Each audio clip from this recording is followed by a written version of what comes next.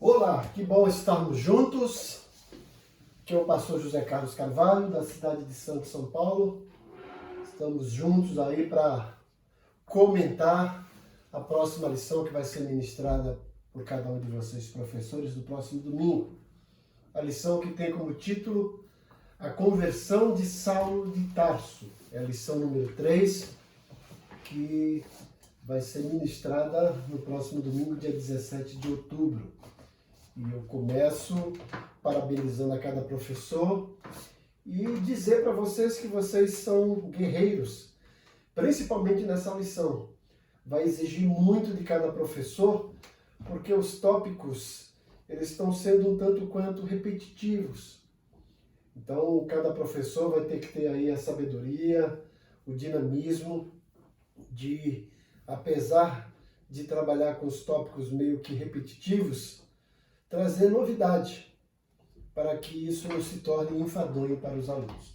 Então, que Deus abençoe grandemente a vida de vocês e que Deus os use grandemente nessa jornada. O nosso texto áureo da semana está lá em Atos 9, versículos 3 e 4. Atos 9, versículo 3 e 4.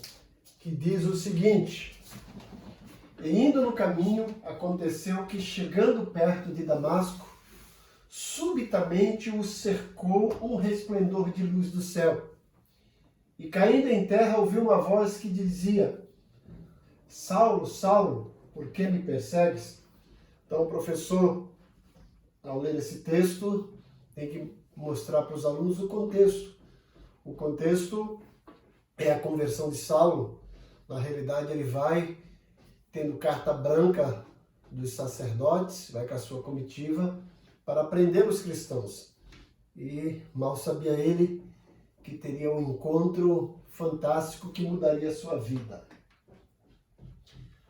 A nossa verdade prática é que a verdadeira conversão a Cristo leva em conta o arrependimento, a fé em Jesus e uma completa transformação no pensamento, vontade e ação do homem. Então, é fundamental o professor prestar atenção nisso.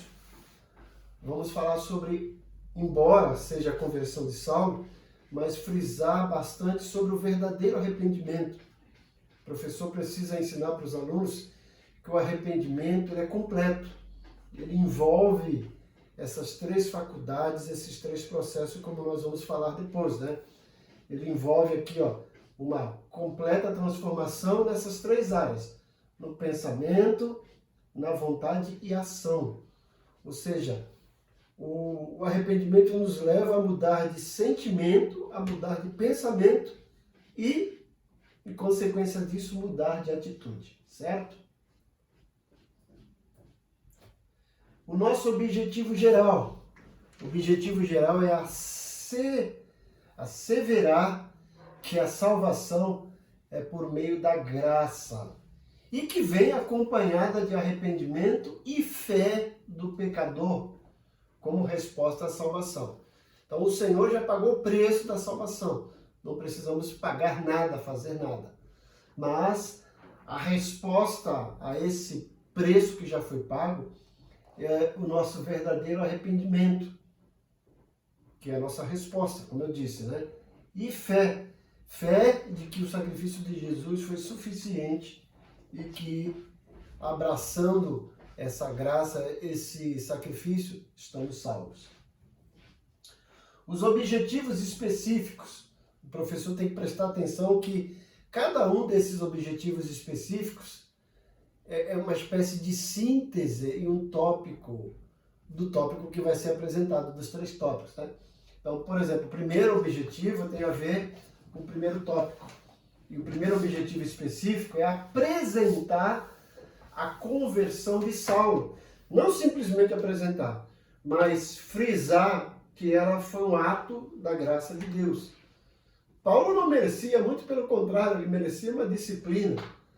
Mas Deus aí, pela misericórdia dele mesmo, faz com que Saulo encontre essa graça esse ato bondoso de Deus que o transforma por completo. O segundo objetivo específico é relacionar a conversão de Saulo com a doutrina bíblica da salvação ou da conversão. Na realidade, aí o professor tem que mostrar que a salvação é um processo, embora seja instantâneo, é um processo. E uma das maneiras de ver isso é através da conversão de Saulo, certo? Já que estamos falando sobre Saulo, vamos pegar a conversão de Saulo e analisá-la à luz da doutrina bíblica da salvação ou da conversão. E o terceiro objetivo específico é elencar 3 faculdades interiores que são transformadas na conversão. Então a conversão completa é uma mudança, mas para que haja essa mudança completa, precisa que todo o nosso ser seja alcançado.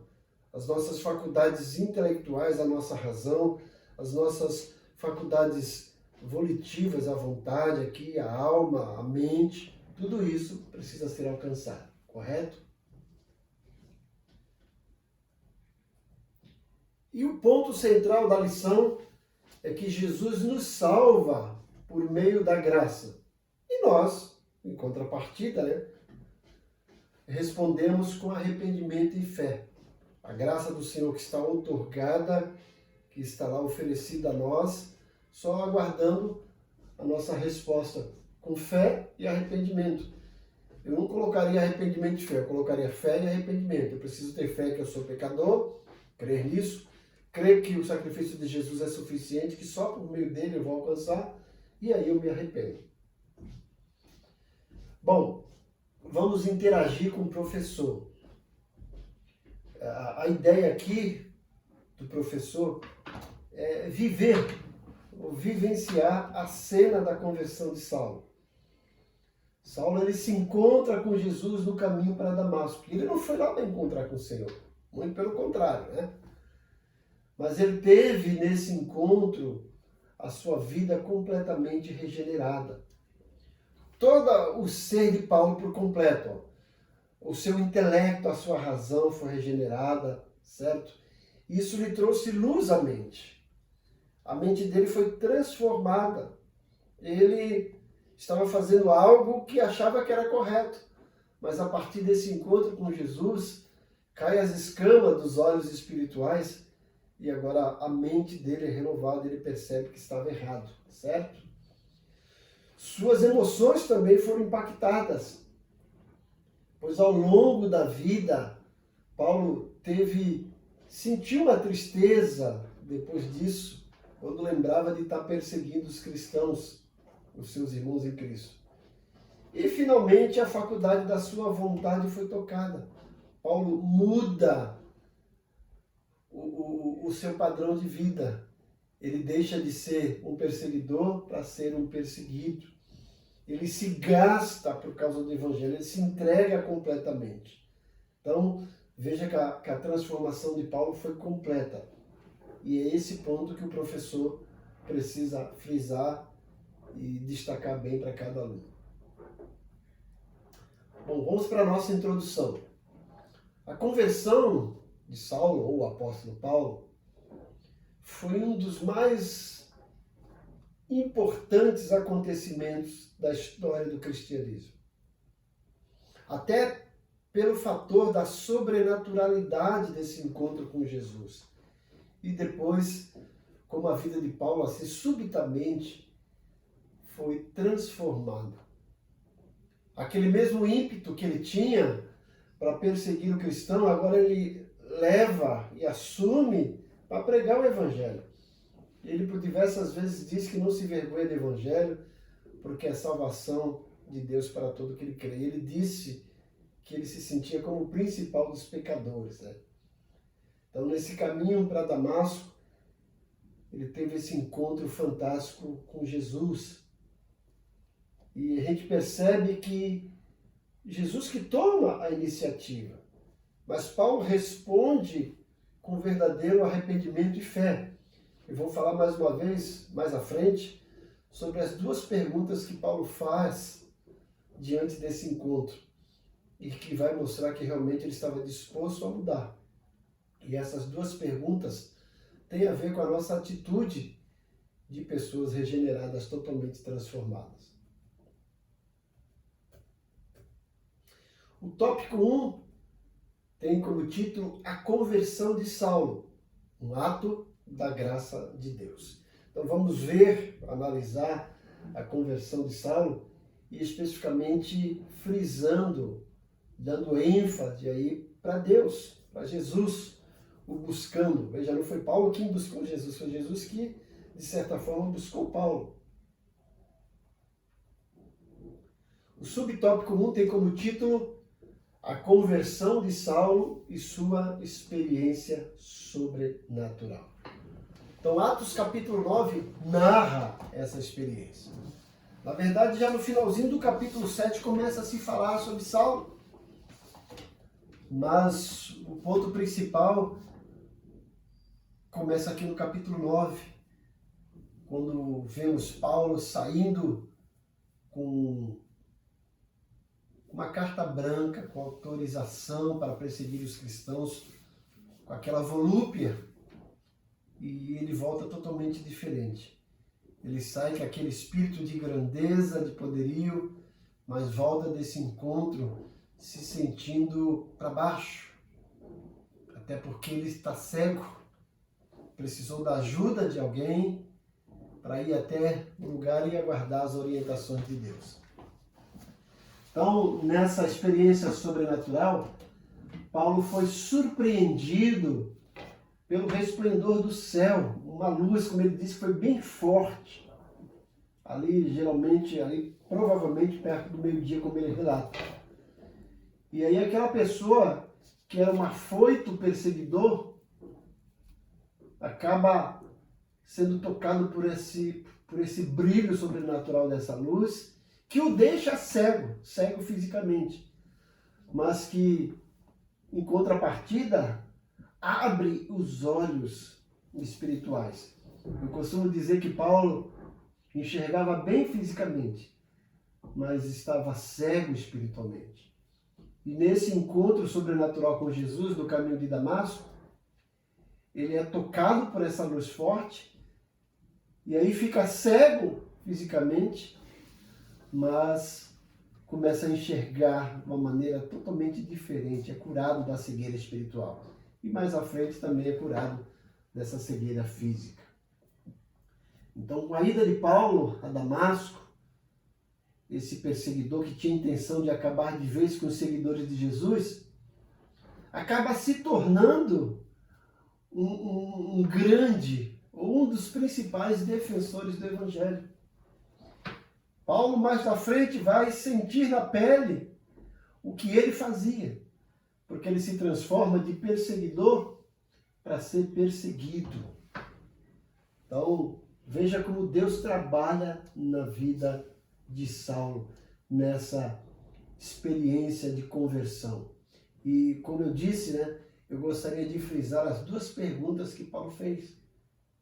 Paulo, ao ser surpreendido por essa luz e aquela voz que falava com ele, como ele mesmo diz em aramaico, uma língua que ele conhecia muito bem, como um judeu que foi criado aos pés de Gamaliel, que conhecia todos os ritos e todas as tradições do judaísmo.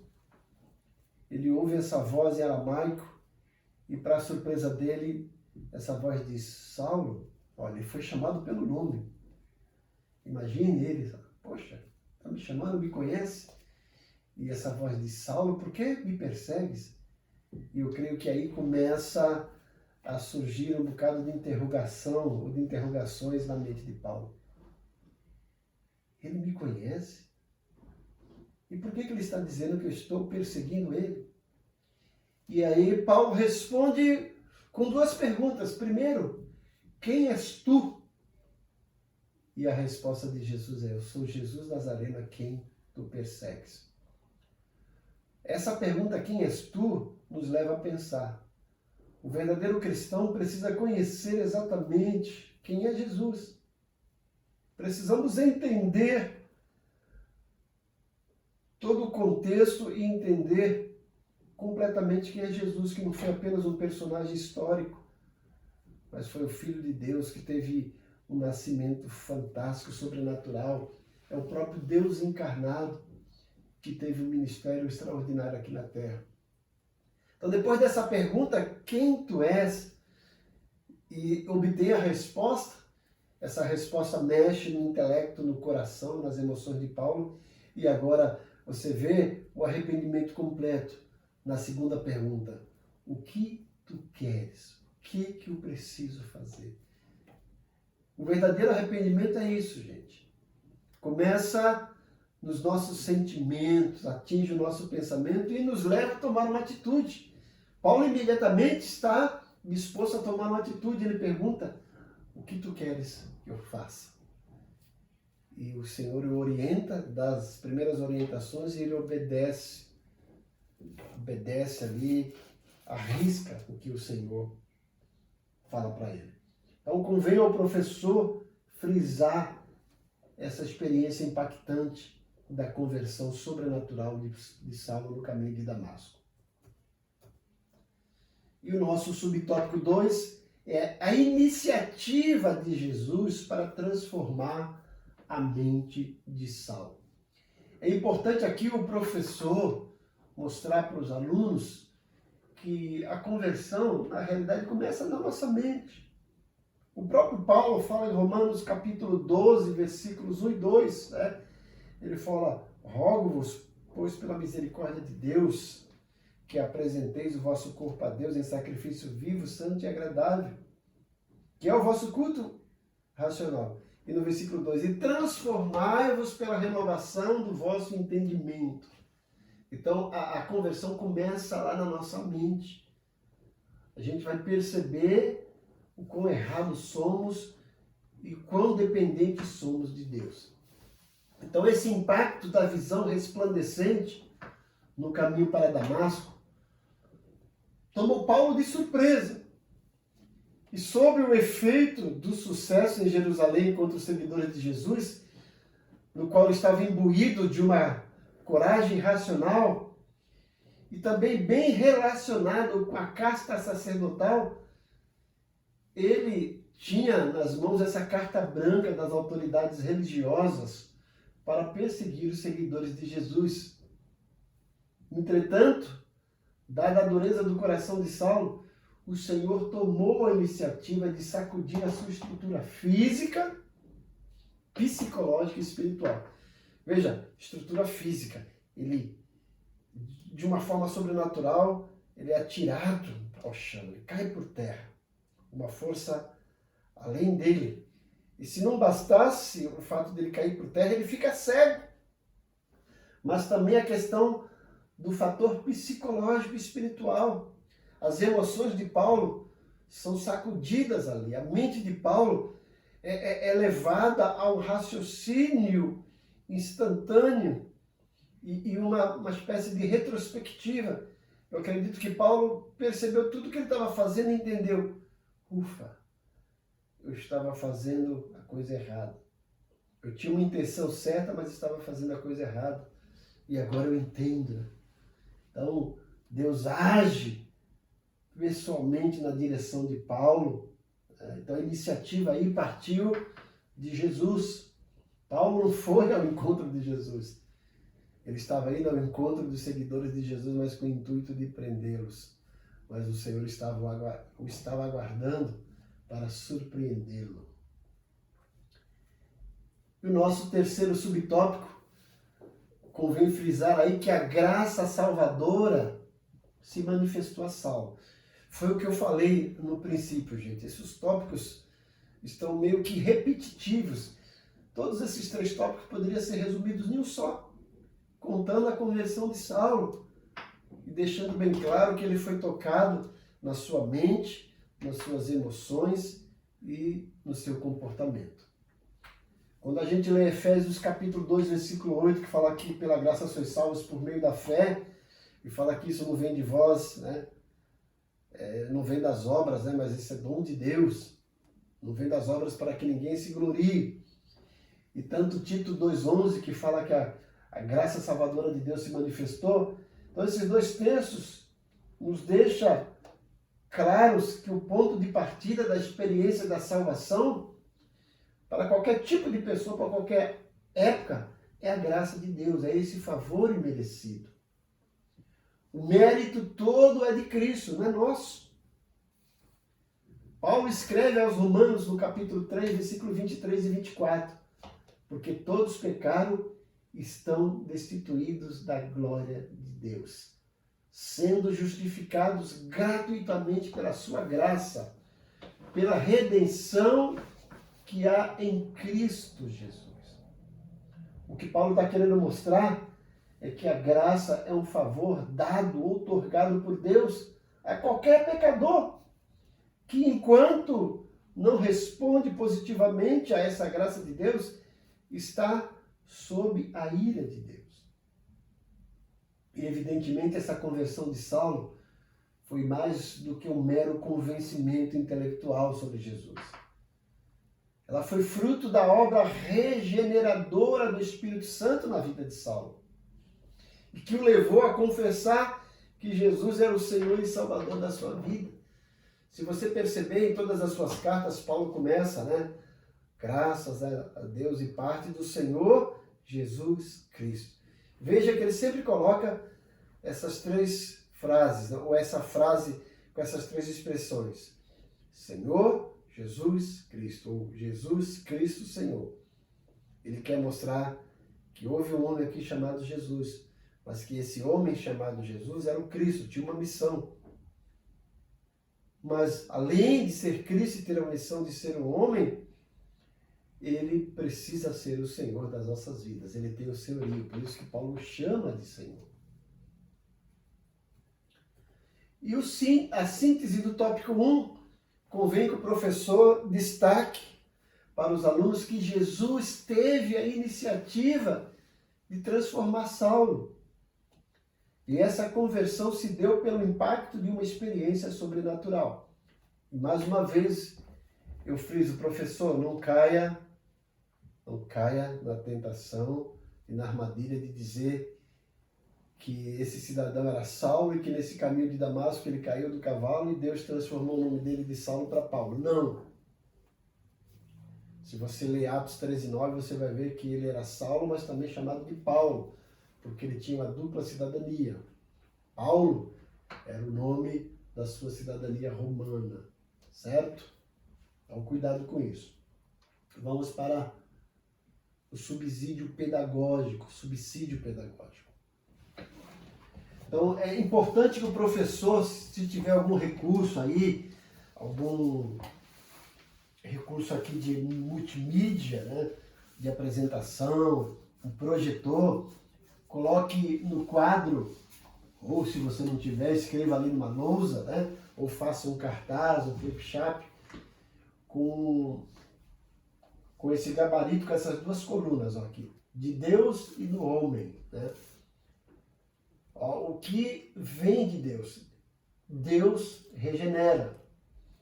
E o que acontece no homem? A faculdade intelectual dele é transformada.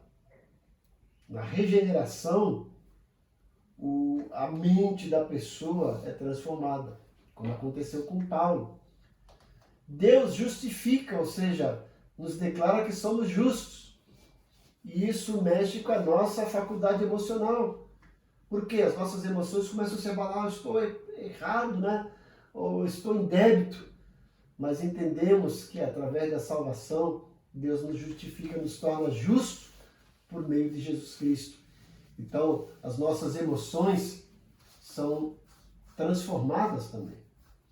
E no aspecto da santificação, é a nossa vontade, são as nossas ações, é o nosso comportamento. Então, cada área dessa no ser humano é tocado por uma ação de Deus. Na regeneração, as nossas faculdades, a nossa faculdade intelectual, a nossa razão. Na justificação, as nossas emoções. E na santificação, o nosso comportamento, a nossa vontade. Então, é bom que o professor frise bem isso para o aluno. Ok? Vamos para o nosso tópico 2. O O nosso tópico 2 vai falar sobre Saulo e a doutrina bíblica da conversão. Então, como eu disse para vocês, os tópicos estão meio repetitivos. Então, cabe ao professor aí ser um pouco dinâmico para não tornar essa aula enfadonha.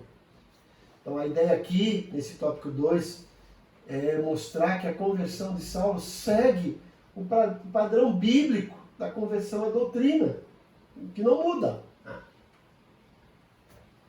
Subtópico 1 do tópico 2, a conversão começa no arrependimento. Então presta atenção que existe uma palavra grega no Novo Testamento, que foi escrita em grego, no grego koiné, para arrependimento, arrepender-se, que é metanoia, ou metanoia, que é o substantivo. E esse vocábulo metanoia ou metanoia tem uma tríplice conotação. Então, o verdadeiro arrependimento, à luz dessa palavra grega, começa com uma mudança de pensamento, se desenvolve com uma mudança de sentimento e se concretiza com uma mudança de propósito. Então, perceba que no Novo Testamento, arrepender-se traz a ideia de tristeza pelos próprios pecados. São os nossos sentimentos que são movidos, trabalhados, impactados. E é acompanhado por um desejo de corrigir o rumo, que são os nossos pensamentos, a nossa razão. E também acaba que essa mudança na mente nos induz a uma correção de caráter e conduta moral, que é mudança de propósito. A gente pode perceber isso em Atos 3,19, que é a contrição do coração, o coração fica contrito.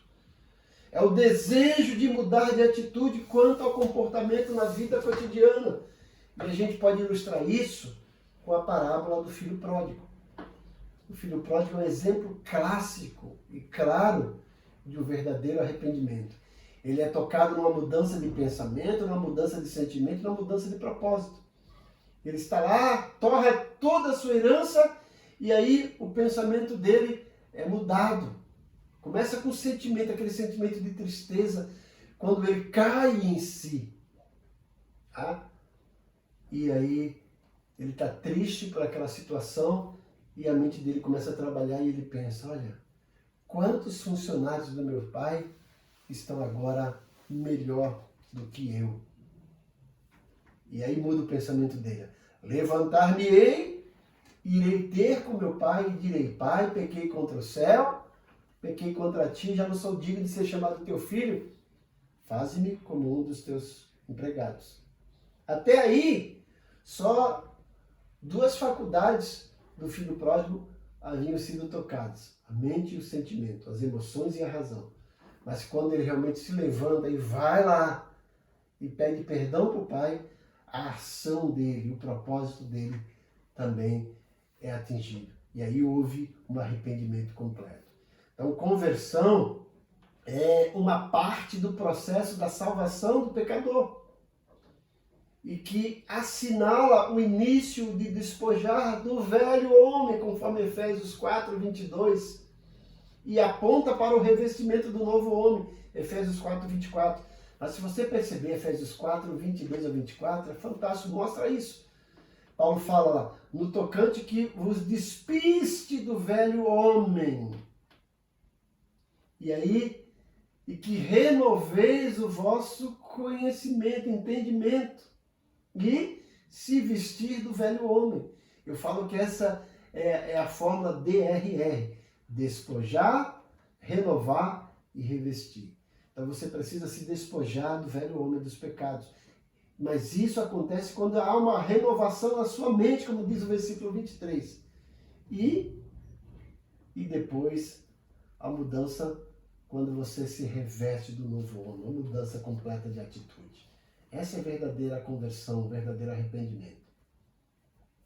O nosso subtópico 2, a conversão de Saulo promoveu uma transformação pessoal. Veja mais uma vez como eu disse, os tópicos aqui estão se repetindo e o professor tem que ter aí um pouco de criatividade para não se tornar monótono. Então, Saulo, nesse encontro com Jesus, nessa experiência, foi submetido a uma transformação, pois aquela luz do resplendor do céu cegou-lhe os olhos carnais, como eu havia dito, e o fez ver Cristo ressuscitado, abrindo-lhe os olhos espirituais para conhecê-lo como Senhor e Salvador, conforme ele relata isso em Atos 9:3. Essa experiência sobrenatural impactante o fez indagar ao Cristo ressuscitado sobre o que deveria fazer. Aquilo que eu disse, as duas perguntas cruciais. Primeiro, quem tu és? E depois, ciente de que ele estava falando com Jesus, a sua mente foi tocada, renovada, os seus sentimentos, e agora ele está movido por um desejo de trabalhar. E ele fala, o que eu preciso fazer? Então, de uma vontade egoísta, individualista, Saulo demonstra agora completa resignação à vontade soberana de Jesus. E ele aguarda as orientações de Jesus para começar a trabalhar. E rápido, né? Você veja que a transformação de Paulo o colocou ali para trabalhar rápido. Parece que Paulo quer recuperar o tempo perdido, levando o evangelho para as pessoas. No nosso subtópico 3, a conversão faz parte da doutrina bíblica da salvação. A conversão faz parte da doutrina bíblica da salvação. Veja que o choque da experiência sobrenatural, daquele resplendor de luz sobre os olhos de Paulo, transforma a sua mente e o leva a reconhecer que outrora rejeitava, agora o fazia apóstolo. Então aquela pessoa que ele tanto rejeitava, agora o comissiona para trabalhar para ele, para ser apóstolo. Conforme ele mesmo relata em 1 Coríntios 15, do 8 ao 10, quando ele fala, finalmente apareceu a mim como um abortivo, como fora de tempo. Como podemos perceber, a verdadeira conversão é a que nasce da tristeza para com o pecado, acompanhada do reconhecimento de que o homem precisa dar meia volta para Deus. Paulo fez isso. É uma mudança que tem raízes na obra regeneradora do Espírito Santo, efetuada na vida do pecador. E como obra de Deus, a conversão é uma manifestação externa da regeneração operada pelo Espírito Santo no interior do homem. E que resulta e que implica numa mudança de pensamento, de vontade e de ação. É uma mudança completa. Uma mudança que altera todo o curso da vida do pecador. Conforme podemos perceber em Efésios 4, 25 a 30, você vai ver lá que Paulo começa a mostrar que temos que abandonar os velhos hábitos e praticar os novos. E ele diz por quê? Ele fala, aquele que mentia, não minta mais. Fale a verdade, porque somos membros uns dos outros. Aquele que furtava, não furte mais. Trabalhe com as suas próprias mãos para ter sustento próprio e também sustento para o próximo. Então é uma mudança completa. É o ato divino pelo qual Deus faz com que o pecador volte para Ele em arrependimento e fé. É uma verdadeira conversão que revela uma poderosa transformação na vida de qualquer convertido, como foi de uma forma bem esplêndida e clara na vida de Paulo. A síntese do tópico 2 é mostrar que a conversão do homem começa no arrependimento e perpassa para uma transformação pessoal. Não fica só no arrependimento, né? O indivíduo não tem apenas que sentir tristeza do pecado, mas ele também tem que ter vontade agora de fazer a vontade de Deus. O nosso subsídio teológico é mostrar que a regeneração tem lugar naquele que se arrepende dos seus pecados e volta-se para Deus, conforme Mateus 3:2. E que coloca a sua fé pessoal em Jesus Cristo, não apenas como Salvador, mas também como Senhor. Lembra da mensagem dos anjos do nascimento de Jesus, em Lucas 2, 10, 11? Eis que vos trago novas de alegria, que será para todo Israel. É que hoje na cidade de Davi vos nasceu o Salvador, que é Cristo, o Senhor. A pessoa que se converte tem que reconhecer Jesus não apenas como Salvador, mas também como Senhor. Tem que se submeter ao senhorio de Cristo. Porque a regeneração envolve a mudança da velha vida do pecado para uma nova vida de obediência a Jesus Cristo como Senhor da nossa vida. Aquele que realmente nasceu de novo está liberto da escravidão do pecado e passa a ter desejo, uma disposição espiritual de obedecer a Deus e de seguir a direção do Espírito Santo.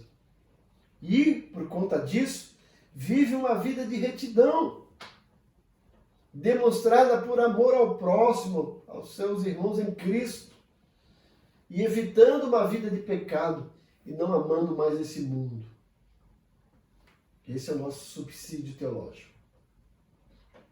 Vamos agora para o nosso tópico 3, que vamos falar sobre as 3 faculdades interiores transformadas na conversão.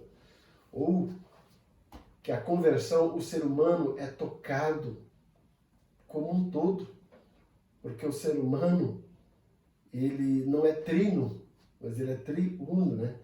Ele possui corpo, alma e espírito. E essas 3 faculdades precisam ser tocadas para que haja uma verdadeira conversão. O nosso subtópico 1, primeiramente a nossa faculdade intelectual, a nossa razão, o nosso pensamento. Na conversão, a nossa razão, o nosso pensamento é tocado, como foi na vida de Paulo, como foi na história do filho pródigo. Nesse campo da alma, da nossa mente, a razão, o homem muda o seu modo de pensar, reconhecendo sua condição de pecador, reconhecendo também a sua dependência de Deus. E não só isso, ele reconhece que a salvação é somente através de Jesus Cristo. É Ele quem tem os méritos. A Bíblia chama isso de conhecimento do pecado, conforme vemos em Romanos 3,20. Paulo fala que por isso nenhuma carne será justificada diante de Deus pelas obras da lei, porque pela lei vem o conhecimento do pecado. Então veja que a lei não traz salvação, traz apenas o conhecimento do pecado. Mas a verdadeira conversão começa trabalhando na mente do indivíduo que tem um encontro pessoal com Jesus. E ele muda a sua maneira de pensar. Depois vem a faculdade das emoções, os sentimentos. Nesse campo da alma, o pecador experimenta uma mudança de sentimento na sua vida interior, onde se manifesta, como Paulo diz, tristeza pelo pecado contra Deus, um Deus que é santo, que é justo. Em 2 Coríntios 7,10, Paulo diz o seguinte: porque a tristeza, segundo Deus, opera arrependimento para a salvação, da qual ninguém se arrepende. Mas a tristeza do mundo opera a morte. No Antigo Testamento, o salmista demonstra isso. Demonstra tristeza pelo seu pecado e roga pela misericórdia de Deus. O Salmo 51 é chamado Salmo do Arrependimento. Ele diz: tem misericórdia de mim, ó Deus. Segundo a tua benignidade, apaga as minhas transgressões. Segundo a multidão das tuas misericórdias. Ele vai dizer: me lava, me purifica com isopo. Né? É o salmo lá do arrependimento. E o nosso terceiro subtópico, a faculdade da vontade, o desejo de mudança, e que nos leva a uma mudança de comportamento, de ação. Se o homem está convencido em seu intelecto e sentimento a respeito do seu pecado, cabe agora a ele, resta-lhe agora a ele, exercer a sua vontade. O pecador agora pode pensar, pode desejar e fazer o que deve ser feito para a glória de Deus, conforme Filipenses 4, 8, 9. Né? E agora tudo que é bom, útil, agradável, bom, né? Se algum louvor, se alguma virtude existe, seja isso que ocupe o vosso pensamento. E o que de minha parte vistes e aprendestes de mim, isso praticai. Então, como imagem de Deus, o homem foi dotado com essas faculdades. O livre-arbítrio de escolher livremente o que ele quer. Entretanto, infelizmente, o pecado fez a separação entre a vontade do homem e a vontade de Deus. Por isso, o Espírito Santo entra em ação, convencendo o homem do pecado, da justiça e do juízo, conforme Jesus disse em João 16:8. E com isso ele vai se tornar a unir a sua vontade com a vontade de Deus. Existe uma teoria que afirma que o homem perdeu completamente o livre-arbítrio por ocasião do pecado. Nós não concordamos por isso. Não concordamos com isso. Mas com o auxílio da graça divina e ajudado pelo Espírito Santo, o homem pode escolher, pode decidir e pode mudar de vida. Compete a ele agora fazer a escolha. Deus não obriga ninguém.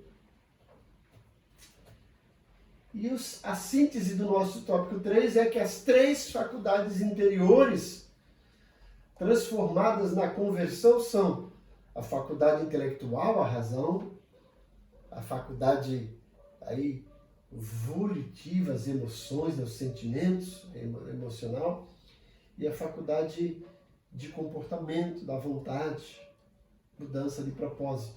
Então, gente, mudança de pensamento, mudança de sentimento e mudança de propósito.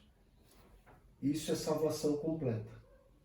O verdadeiro arrependimento envolve essas 3 áreas. E o nosso subsídio teológico aqui para o subtópico 3 é que a regeneração é a nova criação e transformação da pessoa, conforme vemos em Romanos 12, 1 e 2, Efésios 4, 23 a 24. E que é efetuada por Deus e pelo Espírito Santo. E por essa operação, a vida eterna da parte do próprio Deus é concedida, é outorgada ao cristão, o qual se torna um filho verdadeiro de Deus, o qual o transforma numa nova criatura, que já não se conforma com esse mundo, mas que é criado segundo Deus em verdadeira justiça e santidade, como diz Efésios 4, 24. Então, regeneração é necessária, porque a parte de Cristo, todo ser humano, por sua natureza inerente e pecadora, é incapaz de obedecer a Deus e agradar-lhe, conforme vemos em Salmo 51, Salmo 58, Romanos 8, Romanos 5 e 1 Coríntios 2, 14. E a nossa conclusão é que a conversão de Saulo foi provocada por aquele encontro, por aquela experiência sobrenatural, impactada pelo resplendor de luz que ofuscou a sua visão física, obrigando-o a reconhecer que não podia mais lutar contra Cristo. Mas em contrapartida, seus olhos foram abertos espiritualmente. A conversão é, portanto, uma obra divina em que o homem responde com arrependimento e fé. Na conversão, a soberania de Deus caminha de mãos dadas com a responsabilidade humana. Por isso, o arrependimento e a fé conduzem o pecador a ser redimido pelo sangue de Jesus. Oh, glória! Que Deus abençoe você, né? Espero que eu tenha correspondido aqui às suas expectativas e minha oração, como sempre, é que Deus o use grandemente, poderosamente, nesse próximo domingo, para lecionar para os seus alunos. Deus te abençoe grandemente. Não esqueça de acessar o nosso canal do YouTube e lá se inscreva. Se você não é inscrito, ative o sininho para receber as nossas notificações e curta bastante, dê uma curtida, precisamos do seu like. E compartilhe com seus amigos, principalmente professores. Peça também para que eles se inscrevam e compartilhem com os outros. Vamos deixar esse canal em evidência. Que Deus abençoe grandemente. Amém.